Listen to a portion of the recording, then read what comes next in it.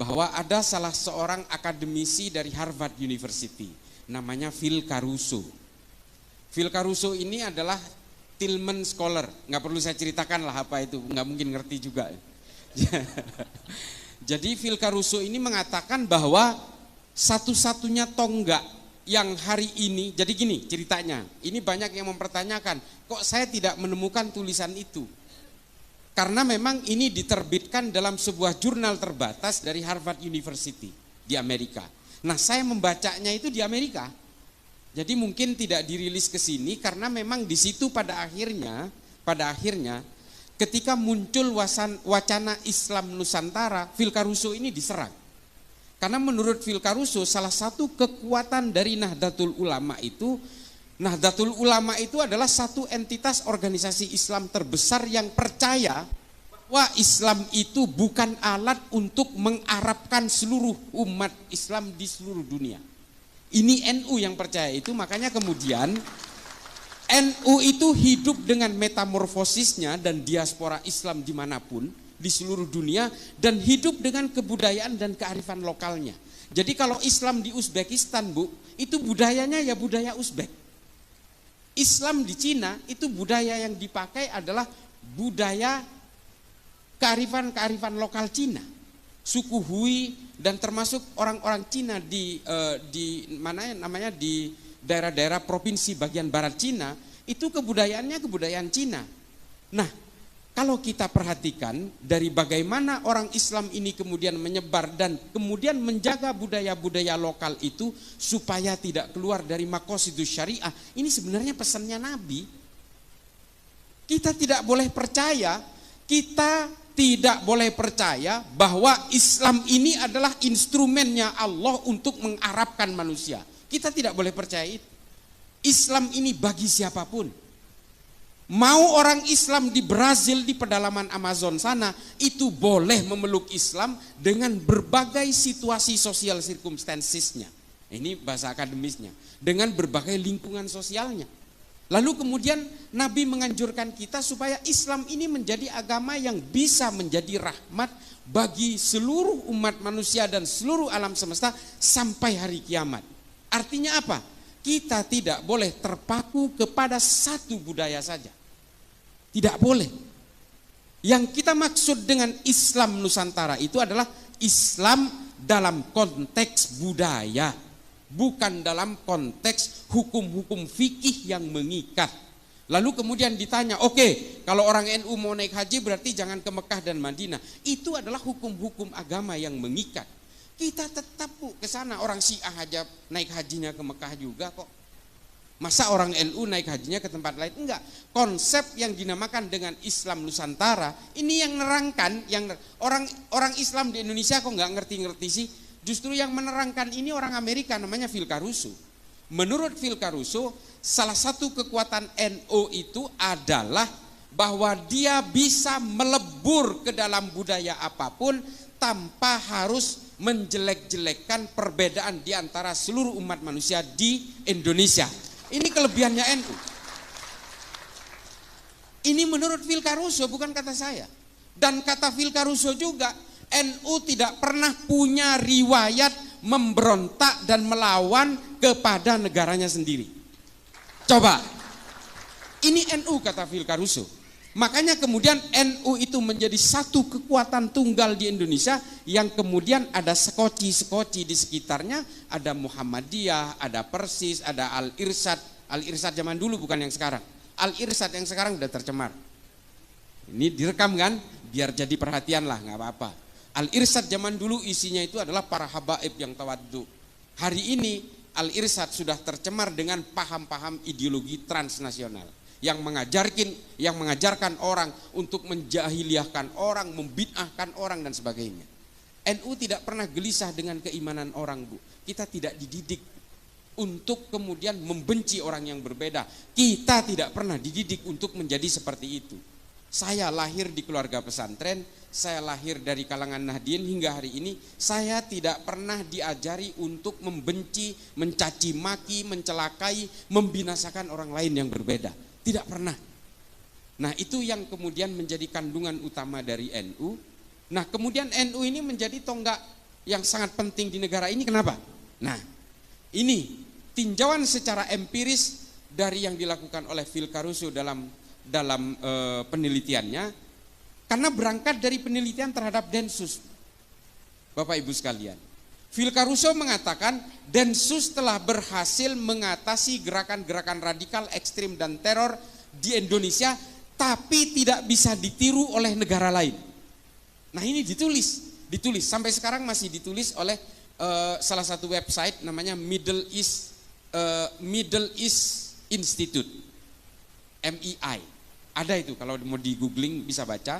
Nah, ini tulisan Phil Caruso yang mengatakan Densus itu berhasil mengatasi gerakan teror di Indonesia, tapi tidak bisa ditiru oleh negara lain. Somalia itu mati-matian mau niru Densus, nggak bisa. Karena apa? Kata Phil Caruso, karena negara lain tidak bisa meniru Densus karena negara lain tidak punya NU.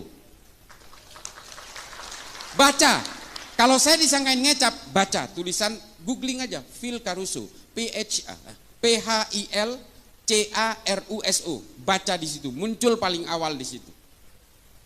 Nah, ini bisa dibaca, artinya apa? Karena tidak punya NU. Apa coba? Mengapa NU itu kok seolah-olah betul-betul dianggap paling penting di negara ini?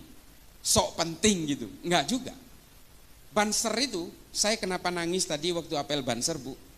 Saya itu betapa bangganya. Wallahi tallahi billahi, saya betul-betul begitu bangganya saya melihat tadi apel Banser. Saya membayangkan kalau Mbah Hashim hidup hari ini. Coba bayangkan betapa bangganya dengan barisan serbaguna ini, dan betapa bangganya dengan kalangan muslimat dan juga berbagai banom-banom NU yang sudah mekar. Ketika NU berdiri tahun 1926 itu harus pura-pura membuat acara haulnya Mbah Holil di Surabaya. Ini berdirinya NU tahun 26 itu, sampai harus berpura-pura. Hari ini kita bisa bergerak terbuka, bisa apel di lapangan alun-alun Magelang dan sebagainya. Ini betul-betul barokah para ulama. Nah, Banser ini jumlahnya 7 juta, Bapak Ibu sekalian. Ini soheh ini. Karena Gusmen kebetulan teman saya. Ini soheh karena berdasarkan data, 7 juta. Polisi jumlahnya 463.000. Tentara kurang lebih 1 juta. Coba bayangin, taruhlah Banser itu nggak punya senjata. Taruhlah misalnya Banser itu mau ngelawan polisi dan tentara yang jumlahnya 1.500.000 orang.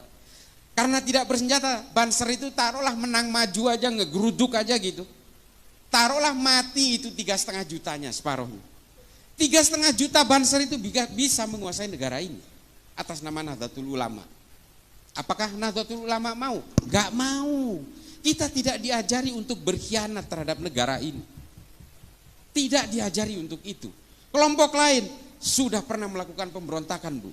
Kartosuwiryo memproklamirkan diri di Tasikmalaya, negara Islam Indonesia, lalu membentuk Darul Islam, Tentara Islam Indonesia, membentuk kesatuan-kesatuan militer, memberontak pasukan Andi Aziz di Makassar, Karmuzakar di Banjarmasin, dan kemudian melakukan gerakan-gerakan negara Islam Indonesia hingga hari ini. Dan kemudian pecah menjadi JI, JAD, JAK, JAT, JAS, MMI, MIT, MIB, NII, Khilafatul Muslimin. Ini semua pecahan negara Islam Indonesia yang ingin memberontak kepada negara Indonesia dan menjadikan Indonesia negara agama. Apakah ini pernah dilakukan NU? Tidak pernah.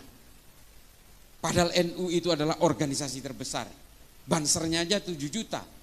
Belum kalangan Nahdliinnya. Coba bayangin, begitu gampangnya kita menguasai. Dan ketika para ulama merumuskan bagaimana negara ini harus bergerak ke depan, membuat satu filosofi Gronslah, filosofi dasar dari negara kita, NU bisa saja mengintimidasi semua ulama dan tokoh nasionalis pada waktu itu untuk menguasai negara ini. Tapi para ulama NU tidak mau melakukan itu. Ulama-ulama NU merekrut berbagai tokoh agama nasionalis dan berbagai organisasi dari Muhammadiyah dan sebagainya untuk merumuskan bersama-sama bagaimana kita ke depan supaya kita tadi tidak saling gontok-gontokan. Lalu kemudian diputuskan sebuah al-asobiyah. Ini kata Ibnu Khaldun, Bu, dalam Al-Muqaddimah. Para ulama kita ini nggak bego, nggak bodoh. Beliau itu membuat rumusan bersama itu berdasarkan rujukan pemikir-pemikir Islam abad pertengahan. Namanya Ibnu Khaldun. namanya Abu Bakar Ahmad Ad-Dinawari. Ada kitab namanya Al-Mujalasah wa Jahirul Ilmi yang membahas tentang bagaimana membela negara. Dan kemudian merumuskan Pancasila dengan Bhinneka Tunggal Ika, yang kemudian setelah kita teliti hari ini ternyata terilhami dari tulisan Ibnu Khaldun dalam Al-Muqaddimah pada abad ke-13. Coba, ulama kita ini nggak begitu aja memikirkan itu. Oh, kemudian kalau kita berpikir hari ini Al-Asobiyah itu adalah Pancasila, ya itulah hasil rumusan para ulama. Karena dulu Nabi ketika menguasai Madinah, beliau langsung membuat satu piagam Madinah sebagai tonggak kesepakatan bersama antara suku Aus dan suku Hazrat, pribumi dan pendatang yang kemudian disatukan dalam Muhajirin dan Ansor, dan menyatukan orang-orang Nasrani dan orang Yahudi menjadi satu entitas bersama bernama negara Madinah dengan piagam Madinah. Piagam Madinah ini mengatur apa? Mengatur hak dan kewajiban yang sama antara orang-orang yang berbeda, ya. Lalu kemudian mengatur juga semua bahwa manusia siapapun di Madinah, harkat dan martabatnya harus semuanya diakui tanpa melihat latar belakangnya, suku maupun agamanya. Nah, dari sini kemudian memecah dua pemikiran tadi yang saya sebutkan. Abu Bakar Ahmad Ad-Dinawari menulis Al-Mujalasah wa Jahirul Ilmi, merumuskan itu. Artinya apa? Membela negara itu adalah hukumnya wajib. Ini juga yang kemudian oleh Mbah Hashim ditekankan kepada kita, kita semua adalah fardhu ain dalam membela negara. Ini semua sanadnya mengalir dari Kanjeng Nabi. Lalu kemudian ada seorang mu'allaf tiba-tiba ujuk-ujuk umur 40 mengenal Islam, namanya Felix Yao, mengatakan membela tanah air tidak ada dalilnya dalam Islam. Saya katakan sedikit kasar, ini goblok namanya. Salah satu korban perang Uhud itu namanya Mukhairik, orang Yahudi. Hanya 2 kitab sejarah yang menerangkan Mukhairik ini sudah memeluk Islam ketika ikut perang Uhud, tapi 8 diantaranya yang lain mengatakan dia masih Yahudi. Mukhairik ini adalah seorang pemuka agama Yahudi, kalau di Yahudi itu namanya rabi. Dia adalah seorang rabi. Perang Uhud itu terjadi hari Sabtu. Karena hari Sabtu, Mukhairik ini dilarang oleh keluarganya. Kamu ini hari ini adalah hari Sabat. Orang Yahudi tidak boleh keluar rumah. Tapi Mukhairik mengatakan, saya harus membela Nabi karena selama ini Nabi telah melindungi kita. Kaum minoritas seperti kita dilindungi oleh Nabi, maka ketika Nabi berperang saya harus ikut. Mukhairik memaksa keluar untuk berperang bersama Nabi dalam perang Uhud, lalu kemudian Mukhairik gugur. Tapi sebelum Mukhairik berangkat ke perang Uhud, Mukhairik meninggalkan catatan fatwa waris kepada keluarganya bahwa 3 kebun kurma dan 51% dari 51 bagian dari seluruh harta saya, kalau saya mati di perang Uhud, serahkan kepada Nabi. Nah, 2 kebun kurma dan 1 kebun anggur, kalau dalam Tarikh At-Tabari disebutkan. Ini kemudian ketika gugur Mukhairik dalam perang Uhud, semua harta yang difatwa wariskan ini diserahkan kepada Nabi. Lalu Nabi membuat lembaga wakaf pertama di dunia, Baitul Mal pertama di dunia, untuk menyantuni janda-janda perang dan anak-anak yatim karena korban perang. Nah, Baitul Mal pertama yang dibuat oleh Nabi ini modalnya dari mana? Dari orang Yahudi yang namanya Mukhairik. Ini loh yang dimaksud bahwa semua orang punya hak dan kewajiban yang sama dalam satu negara, menjunjung tinggi kesepakatan bersama yang bernama Pancasila yang pada zaman Nabi disebut Piagam Madinah. Ini Bapak Ibu sekalian. Jadi ajaran-ajaran yang dilakukan oleh para ulama NU untuk merumuskan Pancasila sebagai dasar negara ini tidak ujuk-ujuk. Pemikiran Ibnu Khaldun ini kemudian dipakai oleh Adam Smith, John Locke, John Maynard untuk merumuskan demokrasi modern hari ini. Pemikiran-pemikiran tentang dunia kapital, bagaimana aliran modal dipegang negara untuk mengaktifkan UMKM, pedagang kaki lima dan sebagainya. Ini berawal dari pemikirannya Ibnu Khaldun dalam Al-Muqaddimah. Gak mungkin baca, udahlah saya baca sampean dengerin aja. Tapi kalau mau tertarik, baca Al-Muqaddimah, komplit tentang politik, ekonomi, sosial dan sebagainya. Karena Ibnu Khaldun ini juga seorang ahli sejarah, Ibnu Khaldun juga seorang polimath, ahli dalam segala hal. Nah, dulu pemikir Islam itu semuanya polimath. Polimath ini artinya adalah bisa apapun. Ibnu Sina itu selain ilmu kedokteran, dia juga bisa mengukur jarak antara bulan dan matahari. Ini Ibnu Sina ini. Hari ini oleh orang-orang Wahabi dikafirkan karena dia orang Persia. Coba. Ini nanti akan saya bahas sedikit di bagian terakhir. Lalu kemudian Al-Khawarizmi, orang Persia yang juga hari ini dikafirkan. Dia yang menciptakan angka 0 dalam matematika. Namanya Al-Khawarizmi, orang Islam, Bu. Yang menciptakan kamera di HP ini, itu orang Islam pertama kali menulis dalam sebuah kitab namanya Al-Hayah. Al-Hayah ini tidak dihargai di Arab, kemudian dibawa ke Jerman, lalu kemudian dirumuskan di Jerman, sehingga yang kita kenal hari ini yang menciptakan lensa pertama itu orang Jerman. Itu orang Islam semua. Ya tapi jangan salah juga, Bu. Yang menciptakan ateisme pertama kali, orang yang tidak percaya Tuhan, itu juga orang Islam juga. Jadi keilmuan dalam Islam itu kemudian berkembang dalam berbagai hal, dalam sains, dalam sejarah, ekonomi, filsafat dan sebagainya. Kita ada Tabrizi, Rumi, Imam Ghazali, Ibnu Rushd, kita mengenal tahafud al-falasifah, tahafud at-tahafud, fihi ma fihi. Ini adalah karya-karya monumental para pemikir Islam pada zamannya.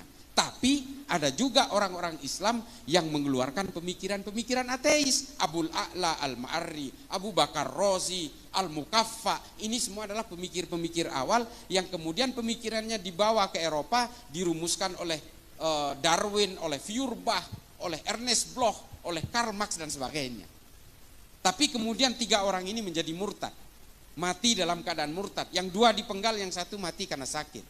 Abul A'la al-Ma'arri ini mati dalam umur 91 tahun karena pemikiran-pemikirannya akhirnya dia terasing. Dan yang kedua dipenggal lehernya karena dianggap murtad, karena mengeluarkan pernyataan dalam bukunya Az-Zulumiyah namanya, itu tidak percaya Tuhan dan tidak percaya Nabi. Nah ini nggak usah kita ikutin, saya hanya cerita aja bahwa bagaimana keilmuan dalam Islam itu berkembang pada abad pertengahan itu, yang kemudian mengilhami berbagai pemikir-pemikir Islam hari ini. Persoalannya kemudian adalah keberagaman kita di Indonesia ini menjadi persoalan ketika muncul aliran-aliran baru, kelompok-kelompok baru demi kepentingan-kepentingan politik. Nah ini, Bu, soal politik inilah yang memporak-porandakan semua agama. Semua agama hancur lebur dan terpecah belah menjadi sekte-sekte dan aliran-aliran karena kepentingan-kepentingan politik. Islam terpecah belah karena politik. Orang Islam membunuh Sayyidina Utsman, orang Islam membunuh Sayyidina Ali, membunuh Sayyidina Hasan, Sayyidina Husain, terlibat dalam perang sesama orang Islam, perang Jamal, perang Siffin, perang Hurrah, perang Nahrawan, perang Zab. Ini perang sesama orang Islam karena apa? Karena persoalan-persoalan politik. Di dalam Kristen juga karena persoalan politik memecah belah Kristen, pecahnya Katolik dan Protestan juga karena persoalan politik. Perang 30 tahun membunuh 8 juta orang Kristen di Eropa. Perang di Arab Saudi ketika terjadi pepecahan keluarga Ibnu Saud dan keluarga Ibnu Rashidin juga karena persoalan politik, membunuh 13.000 muslim di Saudi Arabia. Dan perang-perang yang lain yang membunuh puluhan ribu orang muslim, para sahabat dibunuh oleh sahabat yang lain dalam perang Hurrah, keturunan Nabi dengan keturunan Nabi yang lain, zuriyah dengan zuriyah saling berperang dalam perang Zab untuk kepentingan-kepentingan politik. Kepentingan-kepentingan politik inilah kemudian yang memecah belah kita hari ini. Ada 2 kelompok Wahabi Salafi. Ini saya selalu bawakan, ini saksinya dari Densus. Kami ini senantiasa bertemu dengan tangkapan-tangkapan teroris, Bu. Sama pemahamannya, ziarah kubur haram, musik haram, ini haram, wayang haram, haul haram, tahlilan haram, semua diharamkan. Kalau hari ini masih ada orang-orang Wahabi Salafi yang masih sejuk-sejuk, itu awal-awal aja. Produk akhirnya nanti jadi teroris juga. Karena semua diharamkan, semua musuh, semua kafir, semua takfir, dan semuanya orang-orang jahiliyah. Aswaja itu diplesetkan menjadi warisan jahiliyah. Aliran sesat warisan jahiliyah. Ini di mata mereka. Padahal di kita Aswaja itu adalah Ahlus Sunnah wal Jamaah. Nah ini ada teman saya dari Gus Ulil dari Wonosobo, Gus Ulil Albab. Ini dari Batsul Masailnya Nahdlatul Ulama. Ini teman saya baru lihat, sorry. Ustadz. Jadi ini semua kemudian yang memporak-porandakan kita. Belum kita bicara tentang Hizbut Tahrir, Bu, dengan agenda khilafah dan sebagainya. Belum kita berbicara tentang Ikhwanul Muslimin. Ikhwanul Muslimin ini yang justru paling bahaya. Saya katakan bahaya kenapa? Pak, saya ini sudah berkali-kali ke Mesir, saya sudah berkali-kali ke Afrika, saya sudah berkali-kali ke Asia Selatan, saya sudah membuat riset, studi banding dan sebagainya. Yang paling berbahaya ini kenapa saya katakan Ikhwanul Muslimin? Karena ubudiyah dan amaliyahnya hampir mirip dengan kita. Mirip dengan orang-orang Nahdien, mereka juga maulidan, mereka juga ziarah kubur, mereka juga datang ke haul, mereka datang ke tahlilan, sama Pak. Sama-sama Asy'ariyah, sama. Konsep tauhidnya sama, konsep akidahnya mirip.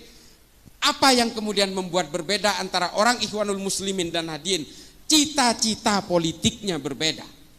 Itulah mengapa, ini mohon maaf, silahkan berbeda pandangan, nanti silahkan konfirmasi ke saya.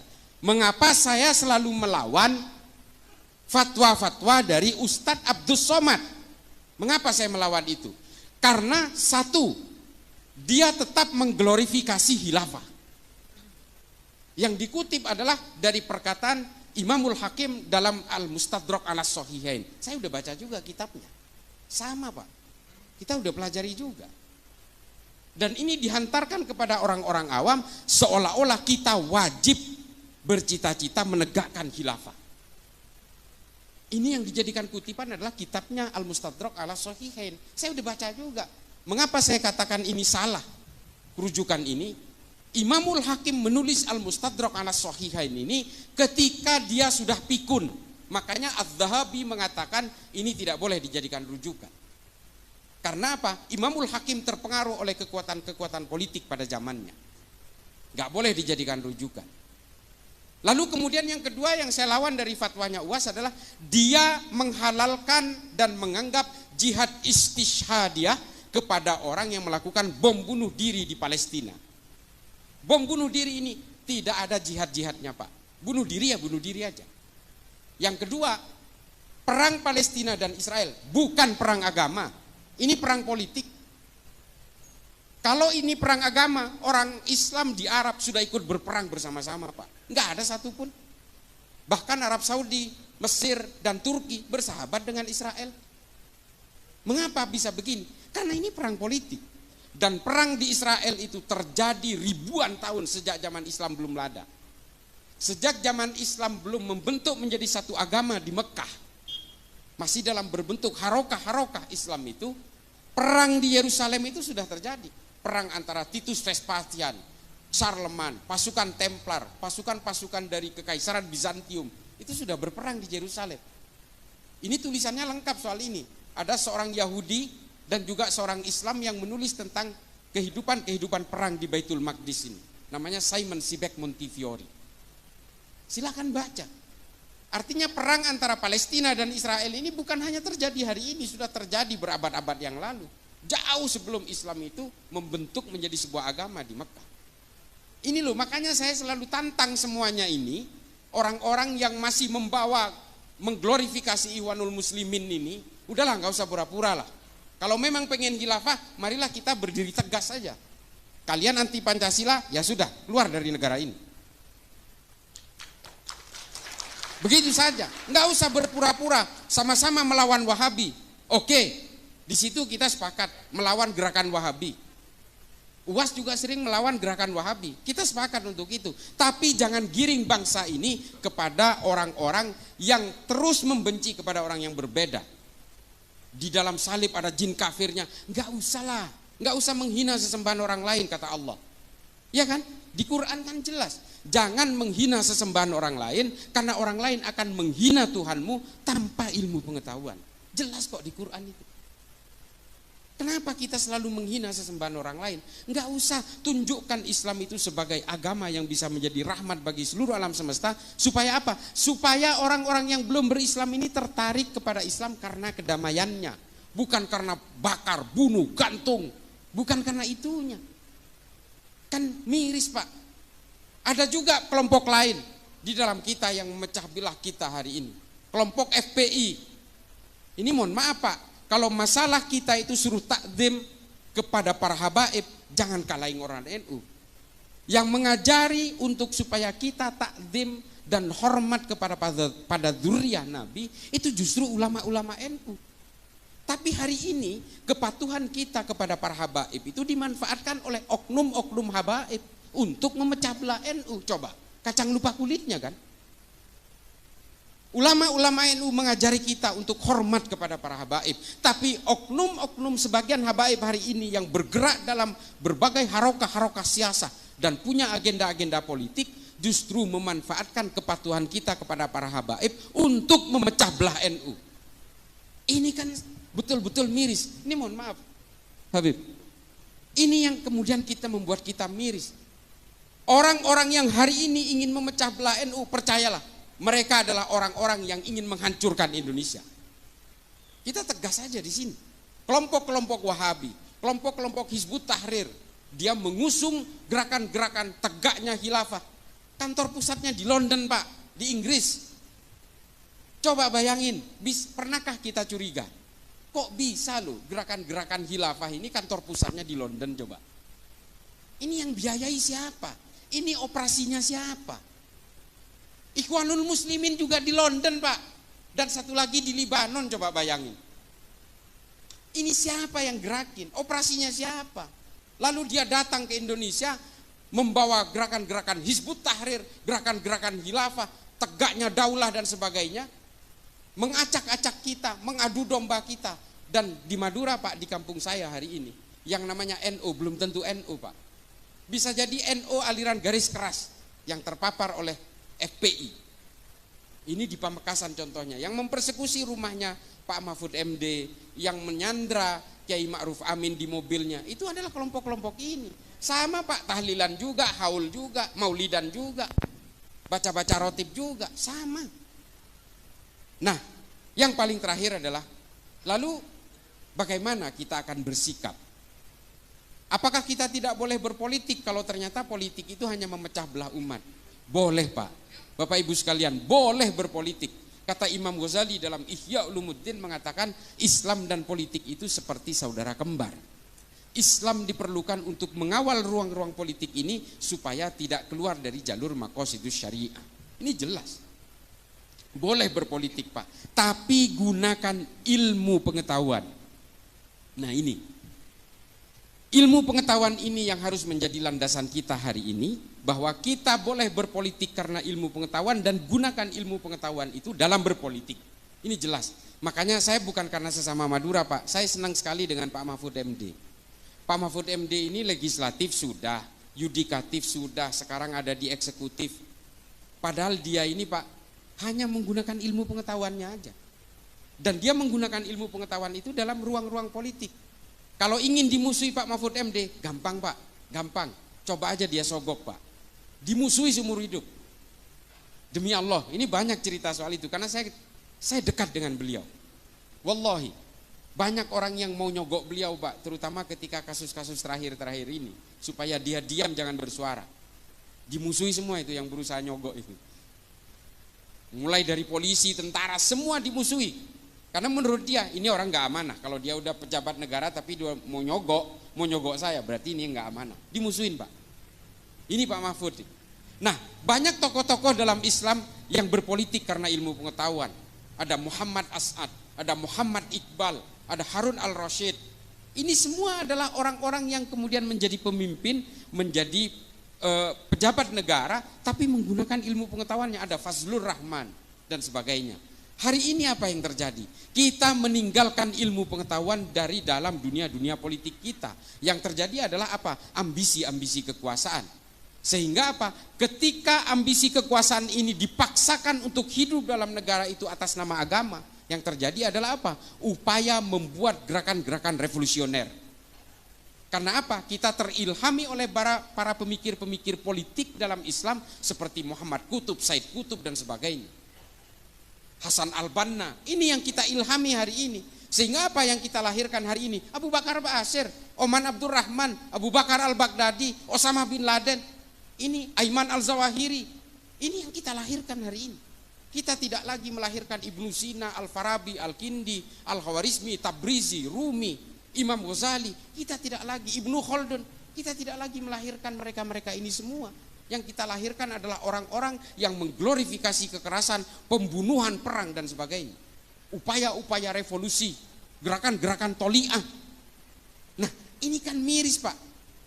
Islam itu pernah berjaya karena ilmu pengetahuan, bukan karena politik. Tuh lihat di YouTube saya dengan Bang Akbar Faisal. Saya bisa buktikan itu semua secara empirik dan historik. Kita tidak pernah berjaya dalam dunia politik. Kalau kita berjaya dalam dunia politik, sampai hari ini mungkin politik Islam sudah berjaya di mana-mana.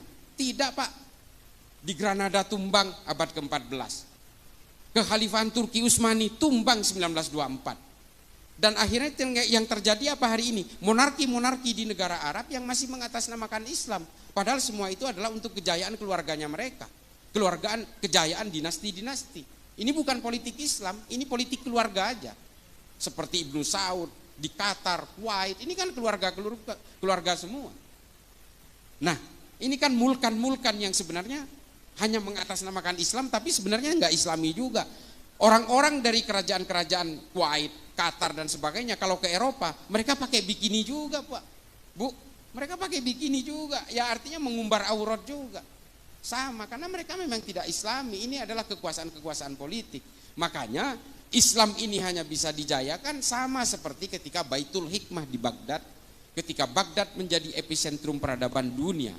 Mari anak-anak kita rangsang untuk memajukan ilmu pengetahuan dalam Islam, belajar semua keilmuan dalam Islam yang sangat ini seperti samudra, Bu.